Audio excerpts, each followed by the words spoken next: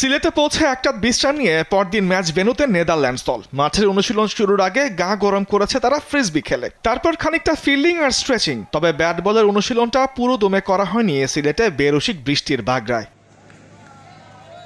তবে অনুশীলনে নামার আগে সংবাদ সম্মেলনে ডাচ অধিনায়ক স্কট এডওয়ার্ডস জানিয়েছেন সিলেটে টি-20 সিরিজ জিততেই মাঠে নামবে তার দল। সিরিজটি হবে প্রতিদ্বন্দ্বিতাপূর্ণ, যদিও নিজেদের মাটিতে বাংলাদেশ শক্ত প্রতিপক্ষ। তবে বিশ্বের যে কোনো দলকে হারানোর সামর্থ্য রাখে নেদারল্যান্ডস। এই সিরিজে বিশ্বকাপের জন্য আমাদের প্রস্তুতির আদর্শ মঞ্চ। বাংলাদেশের পেস আক্রমণের বিপক্ষে খেলাটা চ্যালেঞ্জিং হবে আমাদের ব্যাটারদের জন্য।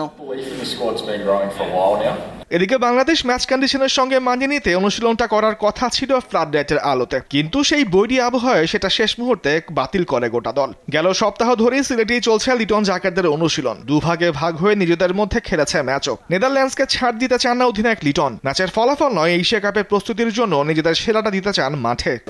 নেদারল্যান্ডও ভালো টিম, হয়তোবা তারা এই কন্ডিশনে খুব একটা খেলে না, বাট যদি ভালো উইকেটে ক্রিকেট হয় তারা ভালো উইকেটে ক্রিকেট খেলে অভ্যস্ত। সো বোথ সাইডে চ্যালেঞ্জ থাকবে, এবং অবভিয়াসলি যদি এশিয়া কাপের আগে আমাদের হাতে ওই অপরচুনিটি থাকে কিছু প্লেয়ার চেক করার, আমরা করবো। But at the same time international cricket, so আপনাকে জেতার জন্য যেতে হবে। বিফোর এশিয়া কাপ এটা একটা খুবই ভালো সিরিজ হবে অ্যাজ এ বাংলাদেশ টিমের জন্য, বিকজ অলমোস্ট সিমিলার কন্ডিশনই ওখানে থাকার চান্স বেশি।